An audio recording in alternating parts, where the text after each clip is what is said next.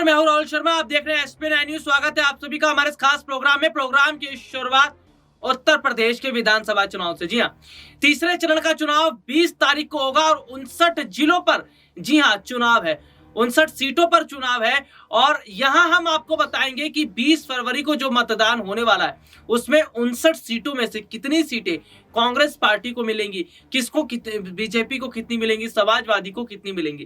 दरअसल ये देखा जा रहा है कि उत्तर प्रदेश के विधानसभा चुनाव के जो 2 चरण के मतदान हुए, पहले फेज में जिस तरह हमने देखा कि बीजेपी का जो इलाका था वहां पर कम वोटिंग हुई है। दूसरे चरण के मतदान में हमने देखा कि मुस्लिम इलाकों में ज्यादा वोट पड़े और जो मुद्दा उठा है हिजाब का, उसका ज्यादा फर्क देखने को मिला, यानी कि उससे बीजेपी को और नुकसान हुआ। तो तीसरे चरण में भी यही उम्मीद नजर आ रही है। ये देखा जा रहा है कि उत्तर प्रदेश की जनता इस बार खुलकर योगी सरकार के खिलाफ खड़ी है। इस बार उत्तर प्रदेश की जनता खुलकर बीजेपी के खिलाफ खड़ी है, क्योंकि ये माना जा रहा है कि चुनाव से पहले जनता ने पहले फैसला कर लिया था कि वो इस बार सत्ता में योगी सरकार को नहीं रहने देंगे। क्योंकि इसकी देखिए पीछे की वजह है, उत्तर प्रदेश में बहुत सारे ऐसे मुद्दे हैं जिन पर सरकार ने ध्यान नहीं दिया, जिनमें बेरोजगारी एक मुद्दा रहा, महंगाई मुद्दा रहा, किसानों का मुद्दा रहा, महिला सुरक्षा का मुद्दा रहा। तो ये तमाम ऐसे मुद्दे ना जिनको सरकार ने उठाया नहीं, जिन पर सरकार ने काम किया नहीं।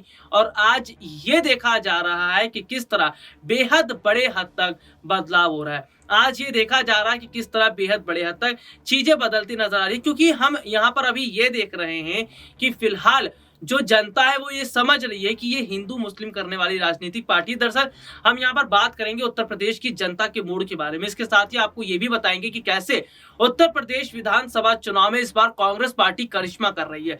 प्रियंका गांधी जो उत्तर प्रदेश में काफी समय पहले उतर चुकी थी, प्रियंका गांधी की एंट्री उत्तर प्रदेश में काफी समय पहले हुई थी। और प्रियंका गांधी ने जब उत्तर प्रदेश में एंट्री की, उन्होंने राजनीति को एक तरफ रखा।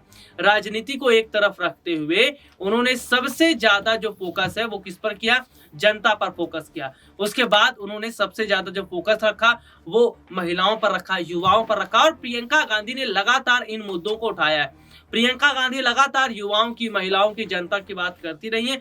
और इसकी वजह से जो बड़ा फायदा है वो आज किसको मिल रहा है, कांग्रेस को मिल रहा है। क्योंकि यहाँ मौजूदा समय के जो हालात हैं, मौजूदा समय की जो स्थितियां हैं, वो ये साफ तौर पर इशारा कर रही हैं कि अब की बार जो बहुत बड़ा फायदा है ना वो किसको मिल रहा है। जी हाँ, अब की बार बहुत बड़ा जो फायदा है वो किसी और को नहीं मिल रहा है, बल्कि कांग्रेस पार्टी को मिल रहा है। वो कांग्रेस पार्टी जो 32-33 साल बाद अपनी खोई हुई सियासी जमीन को तलाश करने का काम कर रही है। प्रियंका गांधी ने जो घोषणा पत्र जारी किया है उनके घोषणा पत्र से उत्तर प्रदेश की जनता बहुत खुश है। उनके घोषणा पत्र से जनता बहुत ज्यादा जो है वो प्रसन्न दिखती नजर आ रही, क्योंकि प्रियंका गांधी, कांग्रेस पार्टी एक ऐसी पार्टी है जो जनता के लगातार मुद्दों को उठा रही है, जो विपक्ष में रहकर आज जनता की बात कर रही। नहीं तो देखिए सत्ता पक्ष की अगर बात करें तो सत्ता पक्ष जो है वो आज खुलकर, जी हाँ, सत्ता पक्ष आज खुलकर ये बात किस तरह से कर रहा है ये भी देखा जा रहा है। सत्ता पक्ष आज ये देख रहा है कि किसी भी तरह चुनाव जीता जाए। अभी हाल ही में एक खबर सामने आई प्रयागराज में, जी हाँ, रामेश्वर पटेल करके एक पार्टी के नेता हैं जिन्होंने भड़काऊ बयान दिया। उन्होंने कहा चुनाव जीतने के लिए चाहे जूते लात चलाने पड़े, दंगा करना पड़े, इस तरह की बात उन्होंने कही। तो ये देखा जा रहा है, हालांकि उनके खिलाफ कदम उठाया गया, तो ये देखा जा रहा है कि आज बीजेपी को झटका लग रहा है। आज ये देखा जा रहा है कि बीजेपी के लिए मुश्किलें बढ़ रही हैं, क्योंकि कहीं ना कहीं जिस तरह जनता का झुकाव अब कांग्रेस की तरफ हो रहा है, जनता का झुकाव कहीं ना कहीं उस पार्टी की तरफ हो रहा है जो पार्टी मुद्दों पर बात कर रही है। आज जो पार्टी मुद्दों पर बात कर रही है वो पार्टी कोई और नहीं, कांग्रेस पार्टी है। ये देख रहे हैं जनता कि हिंदू मुस्लिम करने का काम योगी सरकार ने 5 साल में बिता दिया, यानी कि 5 साल जो योगी सरकार का रहा है उसमें हिंदू मुस्लिम होता रहा है। तो ये 5 साल जो है वो कहीं ना कहीं हिंदू मुस्लिम करने में सरकार ने जिस तरह बिताए हैं ना, ये बात जनता को पसंद नहीं आ रही। जनता ने बहुत सारी उम्मीदें लगाकर रखी थी सरकार से, वो उम्मीदें पूरी होती नजर नहीं आई है। तो फिलहाल मौजूदा समय की अगर हम यहाँ पर बात कर लेते हैं, मौजूदा समय के हालातों की बात कर लेते हैं, उस पर जो अभी दिख रहा है माहौल, अभी जो उस वक्त उसमें चीजें देखने को मिल रही है, तो उसका साफ मतलब है ना कि कहीं ना कहीं अब जनता समझ चुकी है। इसका साफ मतलब है ना कि कहीं ना कहीं जनता बहुत बड़े हद तक चीजों में बदलाव चाहती है। उत्तर प्रदेश की जनता इस बार मुद्दों पर वोट कर रही है। हम ये देख रहे हैं कि इस बार जनता हिंदू, मुस्लिम, मंदिर, मस्जिद को छोड़कर मुद्दों पर बात कर रही है। बहुत सारे खबर हमने ग्राउंड रिपोर्ट से बाकायदा दिखाई है।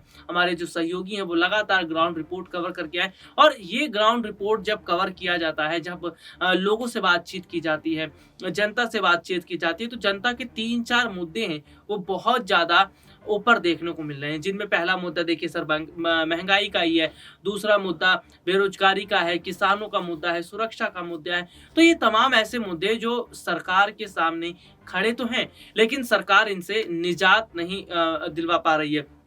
फिलहाल अगर हम यहाँ पर बात करें तो मौजूदा समय के जो हालात हैं वो ये बता रहे हैं कि बीजेपी को केवल उत्तर प्रदेश में ही झटका नहीं लग रहा है। जी हाँ, 5 राज्यों के विधानसभा चुनाव है, 5 राज्यों में भी झटका लगता नजर आ रहा है। उत्तर प्रदेश के अलावा 4 और राज्यों में झटका लग रहा है, पंजाब में भी लग रहा है, उत्तराखंड में भी लग रहा है, मणिपुर में भी लग रहा है, गोवा में भी लग रहा है। क्योंकि जनता देख रही है ना कि बीजेपी के पास कोई मुद्दे तो है नहीं, ये केवल वही घिसी-पिटी बातों की बात करते हैं, वही मंदिर मस्जिद करते हैं। तो आज जनता देख रही है कि अगर कोई नई बात कर रहा है, अगर आज कोई जनता की बात उठा रहा है, वो कांग्रेस पार्टी। अगर उत्तर प्रदेश विधानसभा चुनाव में बीजेपी को बड़ा झटका लगता है तो ये समझ लीजिए लोकसभा चुनाव में भी बीजेपी को बड़ा झटका लगेगा। लोकसभा चुनाव में भी बीजेपी की मुश्किलें बढ़नी तय हैं, क्योंकि उत्तर प्रदेश पर बीजेपी जोर ही इसलिए दे रही है क्योंकि यहां से होके दिल्ली का रास्ता निकलता है और यहां से होके जो दिल्ली का रास्ता निकल रहा है, इसका ये मतलब है कि वाकई